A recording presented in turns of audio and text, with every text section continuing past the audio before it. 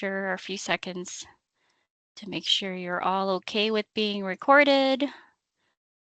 All right, it says start recording. Perfect.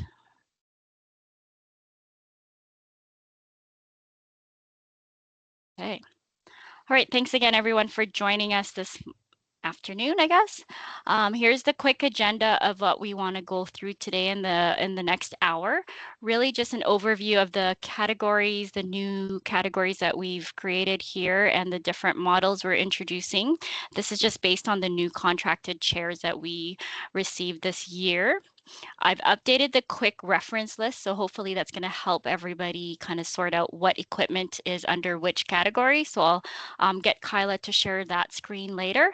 We're going to basically go over what's new in this application form. So just a general overview of what we've added to each application form. And then at the end, I'm going to spend a few minutes with what's new on the Power Chair application form. So we're pretty excited that we've got this all sorted out. And then at the end of the session, we'll leave some time for questions as well. And feedback would be great. All right, so the new category names, they're new, but they're the same. So they're the same because they're all the same categories that we had forever. So 1, 2, 3, 4, 5. Their new changes is that we've broken down the categories into more of a basic category. So a type 1 of that category, and then a type 2 of the same category has more features like ultra lightweight, more positioning actuators, those kind of things, as you can see.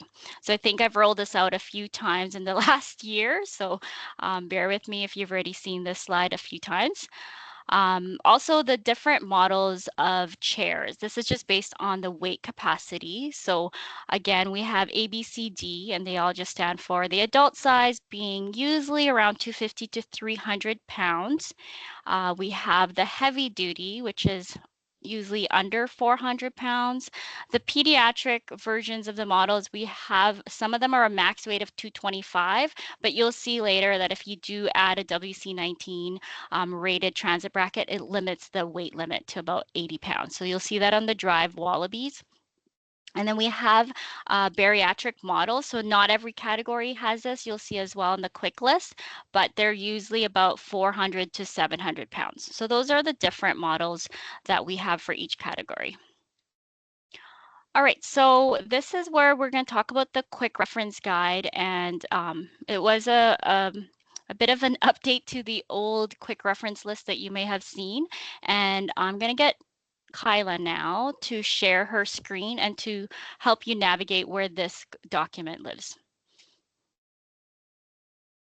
Okay, so if you go to our main page, the wheelchair services page, nothing here has changed. Still click on the applications, and this is where you're going to see the change. So our new applications are now listed here. We've updated and formatted the supplement forms. And when you scroll down, our new categories with the order forms, and keep going down. And right here is where you will see the quick reference guide. And I will let Sherry walk you through it. Okay, so if you guys want to make that bigger on your own screen, there's a top header on your team's screen that says pop out, or you can feel free to go onto our website as well and to click that. So you've seen this. It's just a little reminder of what the categories are now listed as. And then if you scroll down, next page, here is the heavy duty models, all the different models. And then we're going to start with category 1, which is now no contract really for these categories. We're going to use whatever we have in stock as an older stock chair, like the Breezy 2000s or the Breezy 4000s, or maybe sometimes it could be the Rubik. So we don't have a contract for this category. Well, officially we can order other options, but we're not introducing that yet until we get the go ahead for our budget. So right now, category 1 is the occasional user. And if you remember, that's just for somebody that needs to get from point A to point B. There's really no adjustability features on here. Model C and D, which are the kids' chairs and the bariatric, we don't have anything in stock for that. So we would be upgrading you to the next category. So category 2, Yeah, so on the next page, now you'll have a little bit more of different options. So you can see I've put down the basic specs here. There are no order forms for the category 2, so they are as usual. We'll look at those later, but you will spec them out in your application form. I've included the website, so those are direct links to those websites if you want a little bit more features or to know what are the options. So you could go on their website to see what those accessories are. But really, the seat width options are listed on model A, B, C, and D. You'll have their seat height options and just the basic features. And the big thing is the weight cap for each of these have been increased. And again, this is where the the drive Wallaby for the Model C, you're going to see that the weight cap is normally 150, but if you ask for WC19 tie downs for whatever reason, you can now only get those between 50 to 80 pounds because that's what they're crash rated for. So just important for those pediatric clinicians if you are asking for a basic part-time wheelchair user. So that would be your highlight there. Okay, next page. So here's your category 3. We've broken it out to type 1, which is just going to be a manual tilt. If it's a type 2, you're asking for manual tilt and manual reclining back gains. So that just helps us in our intake world and our inventory tracking to know how many chairs we're ordering of each type. So that gives us a lot of information for our process here. So on Model A, you'll see that this Quickie SR45 is going to be a standard option, but the weight cap there is going to be 265, tilt range is 45 degrees as per usual. If you do need to jump up to the Iris, I do need that justification of why the SR45 is not going to be suitable. So really easy justification here is if your client needs a 300-pound weight cap and needs that 55-degree tilt range. So that's a pretty easy justification you can make. Our Model B is a Quickie Iris HD. They are available in 24-inch wide. It does say see dealer on the order form, but we can make those exceptions rather than going off contract for those types of width only. But the big limiting factor here is that the weight cap's only at 400 pounds. So as soon as you know you need a tilt equipment that's over 400 pounds. We don't have that on our contract, so you're going to think about off contract, and that's a phone call to myself or to Sarah to say this is what we're thinking for trial. For off contract, is that something that we can go ahead and look at? So one of us will kind of walk you through that off contract process. And then Zippy Iris is still the same. It is a 225 weight cap, so that is I think a change in the last quick reference list. I think that was an error in that. Okay, the next page. We've got our category 4 type 1. So this is the big change for a lot of people. It used to be the move category 2C. So everybody now just has to say 41A. That's going to be your move, category 4 type 1 model A. So there are a lot of specs here. So I do encourage you to go to our order forms, and that's a link directly to the Manitoba Wheelchair Program specific order form. So just note here that these are the funded options through the program. There are multiple options on the website and on the manufacturer's order forms that are not funded, but definitely give me a shout if there is something that you can justify for your client that might be something we can approve. There is another process that we are introducing. It's the one-time free upgrade loan agreement sort of thing. So if you have that client, so say, we only offer 22 and 24-inch rear wheels, but your client's super tall and really needs access to a 26-inch rear wheel, we can talk a lot about that and see what we can do for your client. So there are those case by case that we will consider for other accessory options that are not listed here. So category 4 type 1A is the move, category 4 type 1B will be your move HD, and etc. So there's a Zippy GS Model C and the Quickie M6 Model D. So there are no changes with that contract. So all those equipment is still on our equipment list. I think we are thinking about extending those contracts too, so another couple more years. So those are the same, I hope. Okay, next page. Okay, so these are the category 4 type 2. So this is your full-time ultra lightweight active user category. So we have two options. So you can see model A's, we have a folding frame, which is your Helio A6, and your cantilever frame, which is the Apex. So same thing here. These are all the funded options through our program. Their options exist on the manufacturer order form. So again, let's have a conversation about your client if there is a justification to add extra accessories that are not funded. Model B is the folding frame option of Helio A6 HD, and we don't have a contract on the cantilever frame or a rigid chair, so that is your indication that you may need to go off contract. Next page. So here's continuation of the category 4 type 2. This is model C now. So we do have two options as well for the model C. Our folding frame is the Helio Kids, and the weight capacity and all that is on the form here. And the model C cantilever frame is the Apex Kids. So I've just separated them as kids because they are able to go down as low as 10 inches wide to 14 inches. So this is a new size that Apex has been providing us, and that RCC Sky has been trialing with us for the past year. So the smallest we can get an Apex Kids with a lot of asterisks because there's a lot of things that are not compatible with it. So the smallest size is a 10 by 10.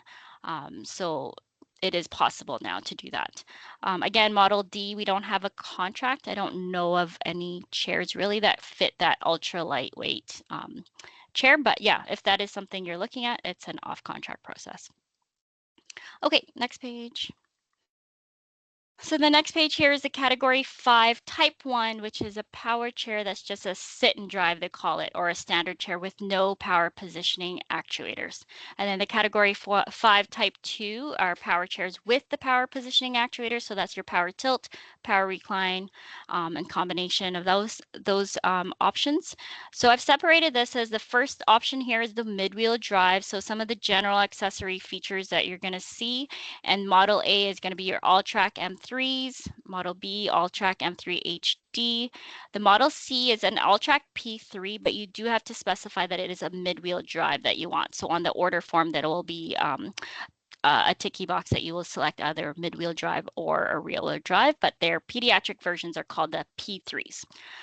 So I've tried to list out all the seat width packages and the seat depth packages, because on the power chairs, you have a pediatric seat base, you have a standard seat base, and then you have an extra large, then you have a large seat base and an extra large seat base. So it's a little confusing, but hopefully I've made it clear in this section. So definitely give me some feedback on that if that is something you need to spec out with your clients.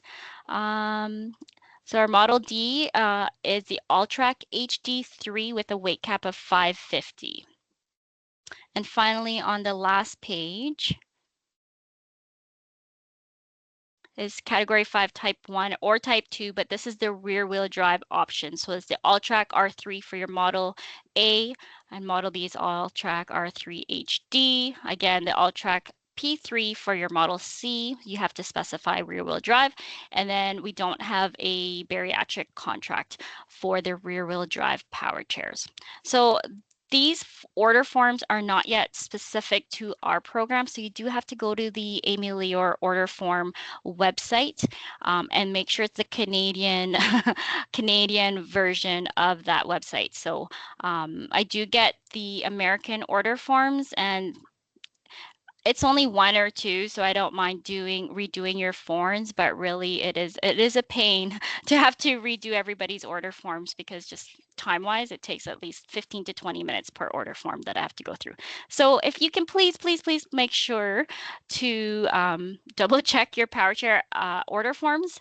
And I'm bugging Amy Lior as to when our Amy Lior order forms are going to be available. They say summertime, so hopefully it won't be too long before we can get our own order form for the power chairs. All right, so I think I whipped through that really quickly. Thank you, Kyla, for sharing your screen. I'm going to share my screen now.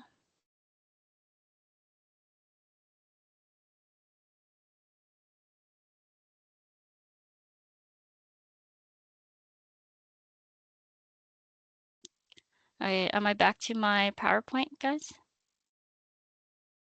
Nope. 1 second. Oh, Jenna, go ahead. All good. Can you see my other PowerPoint, or I just have a hard time right now because We can see it, yeah. Okay, not the presenter option, but just the actual PowerPoint, right? Just the PowerPoint, yeah. Okay, did it move to the different categories here on the quick list? Sorry, I'm just I can't see. It's scrolling through. Now you're on Okay. category 5, type 1. Okay, so we've done that. Great. Okay, so now we're gonna, sorry, that was the equipment overview of the contracted options that we have. Hopefully that helps you a little bit, but if there are questions, put them in the chat. Somebody will be monitoring them. So now we're gonna go into the application forms that we've revised. So it should reflect the new categories that we have. There are the additional forms that people use, so the trial equipment, those have been updated as well. And you saw them on our website. So our communications, I think I'm frozen. Okay. So our communications team has posted all those new application forms. You can go on the website if you want to follow along. I'm going to be using the category for type 1 for most of the next slides. Okay, so this project was huge. It started last year, I want to say, getting approval from our funder to make sure that we were able to rename all the categories. And it was also in preparation for getting the new contracted equipment on board. But I definitely cannot do this project. It's huge without our team here. So Jenna and Kyla from Manitoba Wheelchair Program, they've been helpful in really updating and drafting all those forms. And also we had the forms committee. So these were voluntary clinicians that came to the table and added feedback. So definitely we took some of your feedback and hopefully we've incorporated most of everybody's feedback. So I wanted to just give a shout out to Annika, Rita, Aaron, Dion, Gord, Kelly, Slobodian over there at HSC, and Alicia from HSC as well for giving us a lot of feedback, and we really appreciated that. And Brenda Semenko did a review of one of our power chair application forms, so that was great. Nice of you to spend the time to do that. And also our intake staff and technicians all had some say. So imagine incorporating everybody's feedback into a form. It's kind of a tough challenge, but hopefully we hit the mark. You tell us later, that would be great. Okay, so this next section is just the general overview of the new application form. So things that we've added and changed. So the main sections that you're going to see are the client information page. We've added the person factor, so that's just more specific to that client. We've added the equipment information, which is different from the equipment specs. And we've added a little bit of information for the prescribers as well. So I'm not going to go through in depth of each application form. That's what the next sessions are going to be on June 18th. Please note we've changed the time to 12 p.m. I think I sent out an email about that just because it was coinciding with some other education sessions that were already happening. So next Wednesday, June 18th, will be facilitated by Kyla. She's going to go through the supplementary application guide for the category 1 and 2s and for 1 application form. So just a little bit of clinician guideline of what we expect to see in in those sections. And then the following Wednesday, June 5th at 12 noon as well, Jenna will be facilitating the category 3 and 4.2 application form. So just a little bit more if you wanted to know what we're looking for those in those application forms. We want to get this all rolled out before the end of June so that we can hit up as many clinicians as possible before vacation. So hopefully many of you can attend, and they will be recorded as well for future reference. So there's that. All right, let's go into this. So in the category 1 or 2 application form, this is just an example. Some of the things that we've added to help a little bit is on the right side of the forms, you're gonna have that indication of which category you're applying for. And that's also a good indication for our intake staff to know that it's a category 1 or 2. We've added the two addresses. So one's a home address and one's a mailing address. So for rural clients, we need an actual home address. We can't deliver it to a PO number or PO box. So if this doesn't apply to you, just skip that line. We've added the email address as well. If clients are consenting to this, it's easier for intakes to do scheduling and deliveries via email. So there will be no FIA information sent out. It'll just be contacting them if that's the preferred method for your client. So please ask them if that's something that they would be willing to share on this document. We've also taken out the next of kin. I know this has been an issue for a lot of people due to like they don't have family living here. So we've changed that to be an emergency contact. This means that the person that's an emergency contact needs to give us access to the client's chair or be able to contact that client if we need to do any repairs or if there was any warranties or recalls for the manufacturers. So that's just what we need that information for. But if this is the person that we need to contact as a primary instead of the client, there is a checkbox that you should indicate that we should contact this client for, we should contact this emergency contact person instead of the client. So hopefully that helps out a little bit with the scheduling and coordination of equipment for us. Okay, so we've identified the person factors. Sorry, go ahead, Jenna. Sorry, Sherry. You just didn't mention that it doesn't have to be a Manitoba resident as well either. So I just thought that good. was important. Yes, and that's another thing. I think that was a lot of issues. People were needing a Manitoba resident. But yeah, like Jenna says, it does not need to be a Manitoba resident, but it needs to be a person that can contact that client or knows how to contact that client in case of an emergency or a repair issue, that kind of thing. So if I missed anything, yeah, Kyla and Jenna, just pop in here.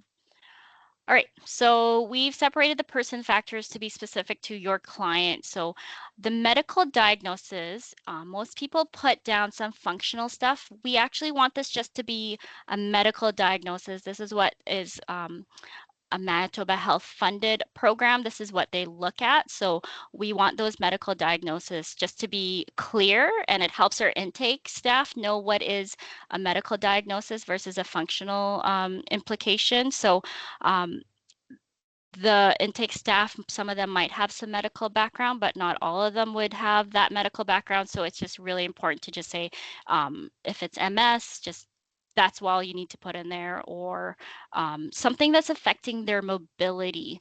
So don't put things down like pacemaker or heart condition if it's not really affecting mobility. So some people have put down frail or old. That's not really a Manitoba Health diagnosis that we can accept. So please try to limit it to just the medical information. And then at the bottom there's the current functional status. This is where you can put down like what the client is currently doing, like maybe they're at risk for falls, they're unsafe with transfers. So anything that's affecting their function, you can put at the bottom here. So hopefully that's clear. On other categories of chairs, the full-time category applications like 3 or higher, we do have additional questions that are related to their current equipment. So if you know that, that's great. But this is really important when you're requesting an exchange. We have to know what type of chair. Of course, we can look it up, but we have 3 databases. So it's really hard to go back and forth through 3 databases. This just helps keep things a little bit easier. So if you have the information, great, please put that down. If not, then yeah, we can look it up. The other section we've asked for is potential functional impact. So then with this new requested equipment, what are you estimating that this client can do now throughout their day? And then there is a new portion there that's asking you to estimate the total hours in a wheelchair or usage that the client will be having per day that affects the type of chair that you're getting, of course. For home accessibility, this is a required information for our category 3s, the category 4.2s, and the category 5. So those are your tilt and recline chairs, your ultralight manual wheelchairs, and category 5s are all your power chairs. And then we have the social supports question, and that sometimes determines priority and urgency. If we know that there's no home care workers or any caregivers that's helping, then we know that this is a little bit more of a priority than other clients that might have a caregiver that can help them in the meantime, right? So that is also a justification piece for some urgency and prioritization of your referrals. Sorry. Sherry, we do have a question here. Just Justin was asking what for medical diagnosis, what if it's just general weakness and they can't ambulate for long distances? Can we put general weakness as a medical diagnosis, or does the client not qualify under the wheelchair program? Yeah, we can't accept that. Really, I know that's kind of a question, but if you can provide like additional report or additional letter from your physician that this is their diagnosis, then we could accept that. But we do need to find something that meets that Manitoba Health medical diagnosis. We can chat a little bit more. Everybody's case is different, but I would require like a supporting document for that then, Justin. Okay. Yep. Make sure you keep those questions coming. The next section is the equipment information. So this looks a little bit different, and I hope it's going to help with intake not getting confused on urgency and those kind of things, because we do have now the option for the standard processing, which most people are aware our timelines are a little bit backlogged. So usually we like to keep those under a month, but at this point, not to lie, it's been like 3 months. So that's going to be the standard processing. I do want those order forms for that. I'll talk about this in a minute. You can request for palliative clients, so these will be prioritized. And urgent requests. So those ones you no longer will need to provide me order forms, just because I will not be ordering those chairs. I will be going into our either stock equipment pool or a recycled equipment pool. So I'm not asking you to give me those order forms. So there is a little bit of a change there. So palliative status would be just any type of recycled options that we have. Just note that we can't typically accommodate requests for palliative requests for ultralight chairs, your category 4.2s, and the power chairs, just because of our limited availability and sometimes what we have in stock.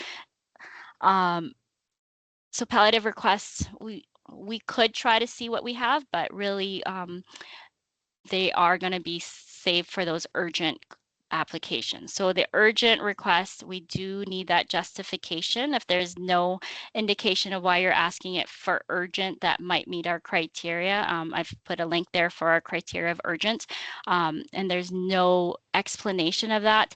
Intake's going to call you and say, like, we need that justification. So they've been trained to make sure not to process it if there's no justification for urgent. So the things that I always see is clients unable to rent, there's no options in the community where they're going, they require a wheelchair for discharge, all that stuff, or they're a safety risk or a fall risk, that kind of thing for that. Okay, so as a summary, standard processing timelines are 2 to 3 months. If I do have to order like the power chair, it gets a little bit longer just because of the demand that we have. So that's about 3 to 4 months for those. I do submit those for ordering. So that's why I do need those order forms. So hopefully that answers the question. The next section here was a trial completed as per best practice. Just give me a little bit of explanation. This helps me to advocate for you in the rural areas, perhaps, to say like this is not happening because we don't have equipment. We're not able to get anything out for power chairs. It's costing us a lot of money. So just an aside, our trial equipment is not a funded option through Manitoba Health. We're just getting that because it's donated to our program, or we had capital equipment, or there's manufacturers have donated us some of these equipment for part of the contract. So we have to come up with ways to get clients the chairs, and there's a big process for that. So it is being looked at right now for the rural clients that aren't able to get their trials done. But we do want to keep track of how many people are trialing or not trialing and what those barriers are, so that we can bring it back to our director and our funder to say that, hey, this is best practice, but we can't meet these best practice standards because ABC, we don't have equipment, we don't have the staffing, we don't have all this. So that is just kind of the additional information that we would like to track as well.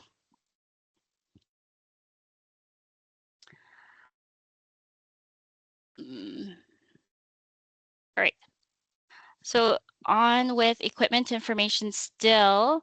What's new is, I don't know if this is new, but we've put eligibility criteria checklist here just to give you a quick little refresher to say that yes, this client meets this category 4.2 requirement. So the one thing that on category 4 type 2 that I highlighted is that if the physical or functional limitations preclude the use of a category 4 type 1, I do want to know why the move chair perhaps is not appropriate. So might be limited center of gravity adjustments, it might be width size, those kind of things. So I just need to know why we're going up to a type 2. And then there is the requirement to select which wheelchair you're asking for. So it should only be one option in those selections. So either either a folding frame or a rigid frame chair. So one of those options you're going to be selecting. And then we have the section called equipment specs. So this is where you're going to write down all the specs that you want. So here is the change for everybody is if it's an urgent request, mainly for the Move or Move HD on this application form, this is the 4.1, you could write all your specs here. And if it's an urgent chair, I will go look at my stock equipment pool or my recycled equipment pool. So in the red here, or orange, whatever this font is, I've put down the common sizes that we are going to be stocking for our clients for this reason, for the urgent reason. So the 16 by 16, 18 by 18, 20 by 18, those should be in stock. We have limited supply for the other sizes for your moves.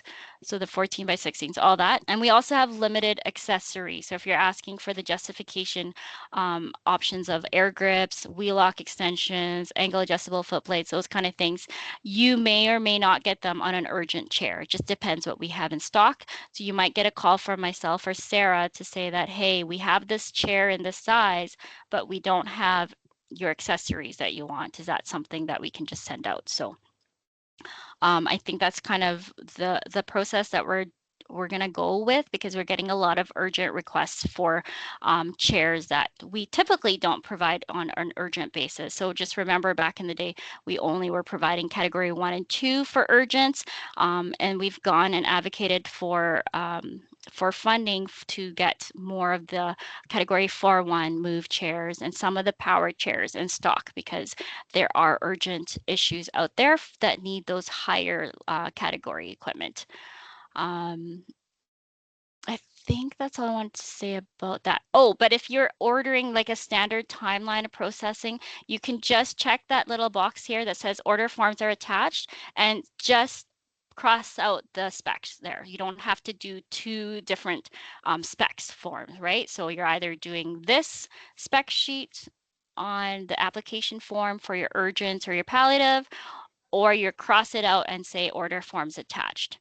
I really do appreciate those order forms because it saves me time from having to do them. That's all I'm going to say about that. We hopefully provided enough room for your justification for your upgraded options. So that's the extra space, but there is a couple of projects on the go. I'll talk to you about that where we're hoping we can turn these forms into a editable PDF document. So, all right. And if you don't have room, please add another letter or just an email with all your information there, obviously without your client's information, but just say this is regarding this application. So whatever is easiest, as long as I have them in writing, I get to upload them onto your file, onto the client's file, not your file. I feel like I'm talking so fast.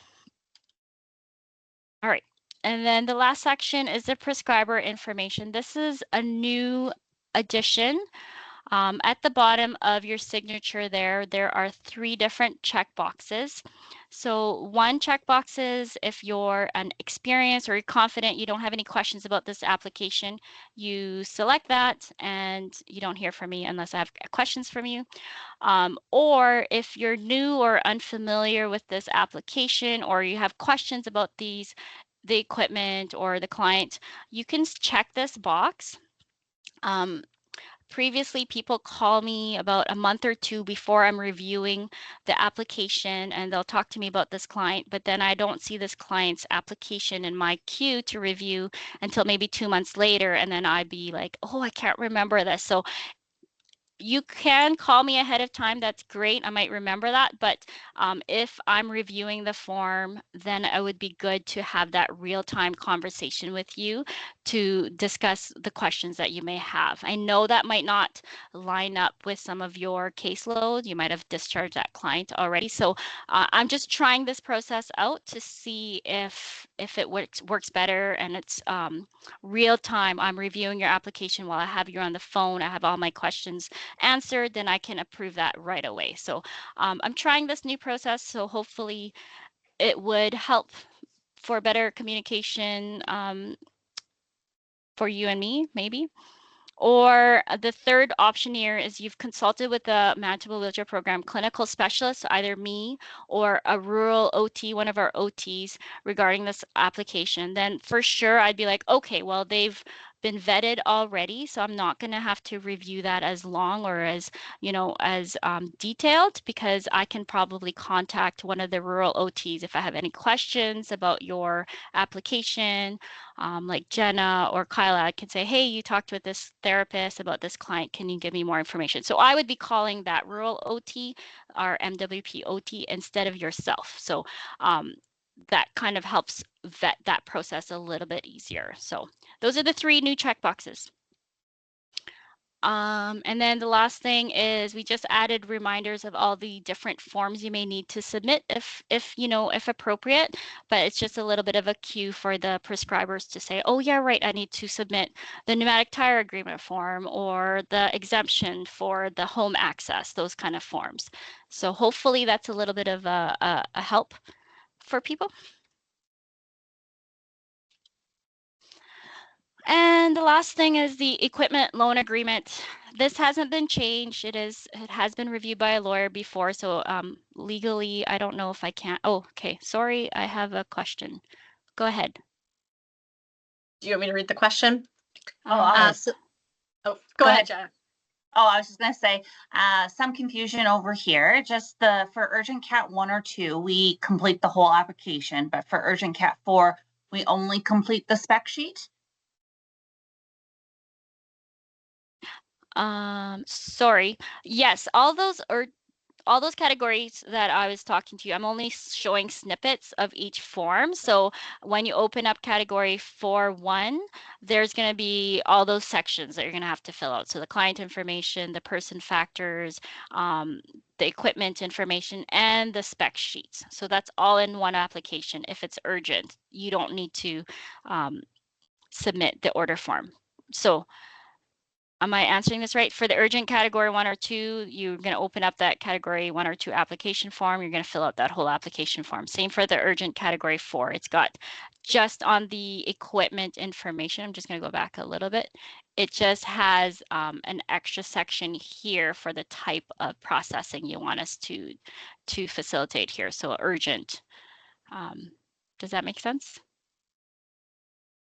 Hopefully I answered that question, but if you go look on the website and open up all those application forms, it will all be a full application form. So sorry, you do have to submit everything. Okay. Go ahead, Allie.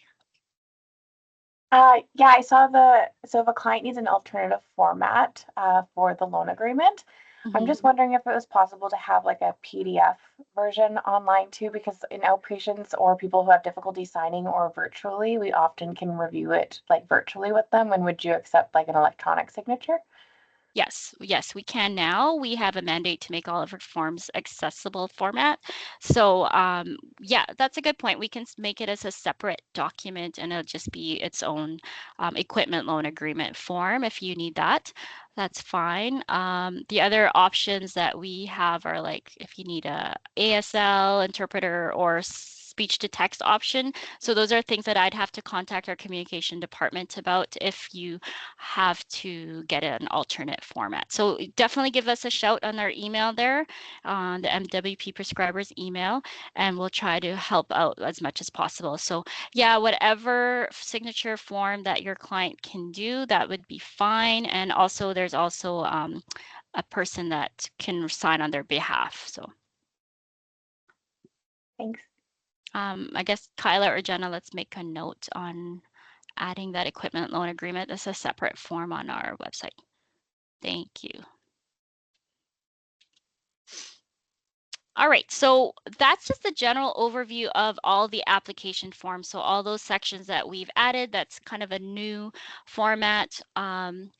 I'm going to go into specifically into category 5 application forms because there are some different options as well.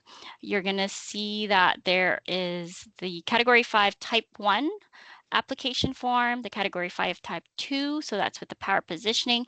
And then if you're just adding a power positioning device to already existing Manitoba Wheelchair Program chair, you're just going to fill out this power positioning device application form. So that's also on the website. How am I doing for time, guys? Oh, 15 minutes. Okay, lots of time. All right.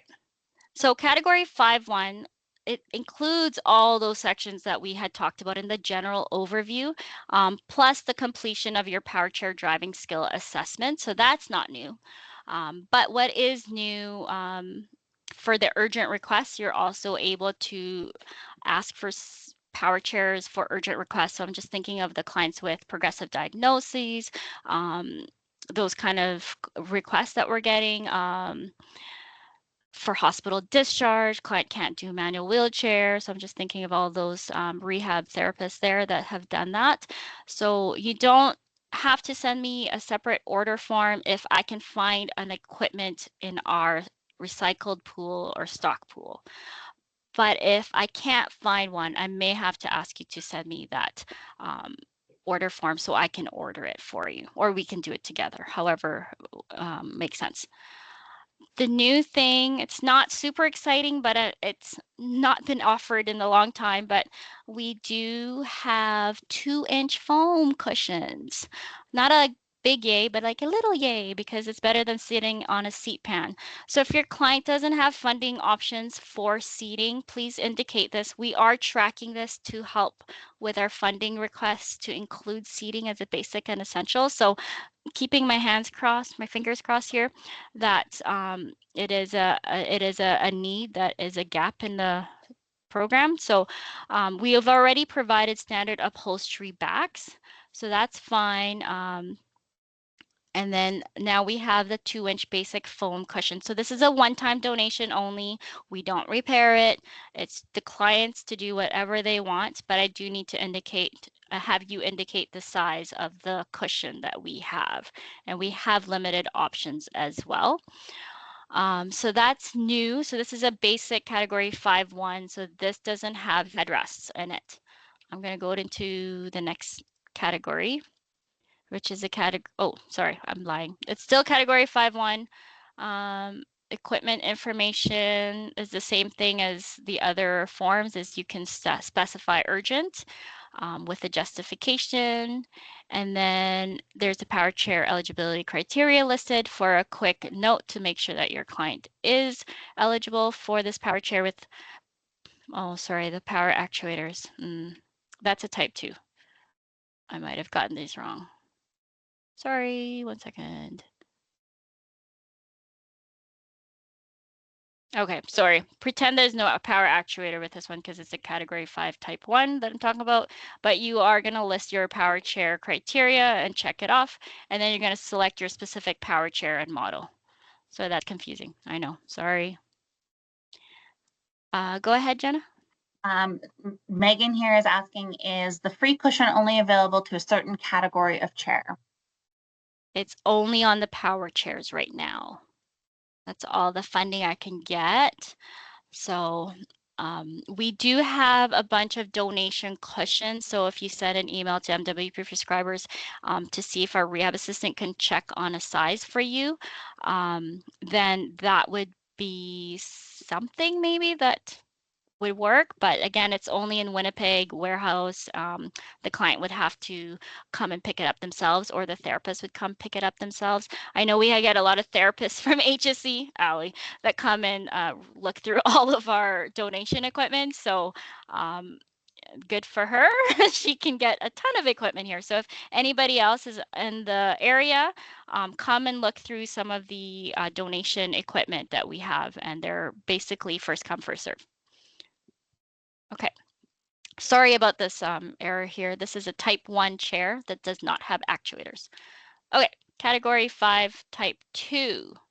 So all the same thing with the general application form. You're going to be putting in all those person factors, client demographics, and the power chair driving skill assessment. But what's new is that the power positioning device criteria is a 1-pager, and it's a specific criteria as well. So if your client meets the power positioning device criteria here, you would be filling out the category 5.2 application form. So here now, the specific issues, if you've identified them as example pressure management, we have a queue here that what information we want is like skin integrity, history of PIs, their current risk levels, and now it's like a 1-pager. Like I said, if that's not enough room, definitely add additional pages via email or fax, those kind of things. So this is now incorporated into the whole application for a new power chair with power positioning actuators. Sometimes we do need supporting documentation for like photos or medical support from another healthcare provider. So it just depends on the situation. And then they're not quite straightforward, some of your clients, right? So as well here, that's new under your prescriber section, we are recommending that fitting appointment be done. Know that, timelines and that are not going to always coincide, but it is a best practice standard that we want. And that's really within hopefully 2 months receipt of the power chair.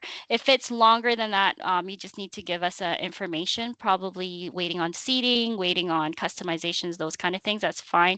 But really that 2-month window to have an appointment with the client, the clinician, and the technician to just go over the power chair, make sure the power positioning actuators work for the client and the center of gravity is aligned. So that is something that we are recommending. So what happens is when the power chair has been set up and it's ready for delivery, a rehab assistant will be calling or emailing you saying that this chair is going to be shipped within the next couple of weeks. We want to set up a fitting appointment, what works best to have you, the client, and the technician available. And we can do this either in the client's home or we can do this in the warehouse or in our clinic space. So that's an option that you and the rehab assistant will figure out, and they'll try to coordinate that appointment. So it's going to be separate from the delivery piece. because we've tried it for the last 4 months to try to get it at delivery stage to do the fitting, and it wasn't working well. So we're hoping that there's a little bit more flexibility and an understanding that the fitting appointment is going to happen at some point. But that is something that we also are tracking for our funding purpose as well. So that's new for the category 5.2s. All right. So finally, there's the power positioning device. So this is specific for clients with already a power chair provided from our program. And same thing as the power positioning device criteria, just make sure that the client qualifies for the power tilt or power tilt and recline, power elevating leg rest with power tilt and or recline. So a simplified format, but spaces are limited. So we're hoping to change that eventually when we do a project with the editable PDF versions. Same thing with this one, because it is a power positioning actuator, we do recommend a fitting appointment to make sure that the client is able to tilt in the proper center of gravity. They're not too tippy, they're not feeling, out of center or they're off balance, those kind of things. So it is just a recommendation, and I understand that it might not happen for everybody, but that is an option now that is formally on those application forms. Phew. Okay. So the last couple of minutes here, just talking a little bit about ongoing projects related to this is that, yes, we're doing the supplementary guide rollout. So Kyla and Jenna are doing that for each application, which is lovely. So it kind of tells you exactly, if you've never filled out a form, what we're looking for in each of these sections. Like I said, we're still waiting for our specific power chair order forms from Amy Leor. They're trying to say maybe summer, but it's been pushed back a few times. We are in the process of formatting some of the application forms, but we're hoping to get them all done into an editable PDF. Hopefully in fall, we're hoping. Then you could, yeah, so that's kind of something that we're working on. We're also in the process of updating our policy manual because everything's outdated now. We have new equipment. So we're waiting on a few things to update that, but we're targeting about a fall or winter timeline for that.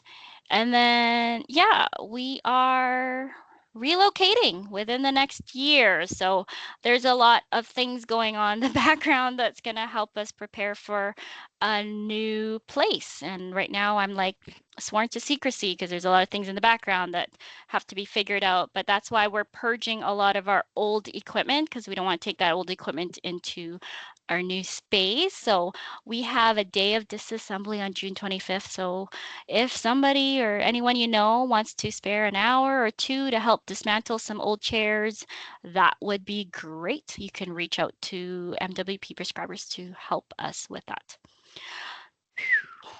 All right. Again, thank you to the Forms Committee and everybody that's been involved in this project. Really couldn't do it without you guys. If you have any questions, we're going to open that up now, or you can send an email. I'm going to stop recording somehow and then open it up to everybody here.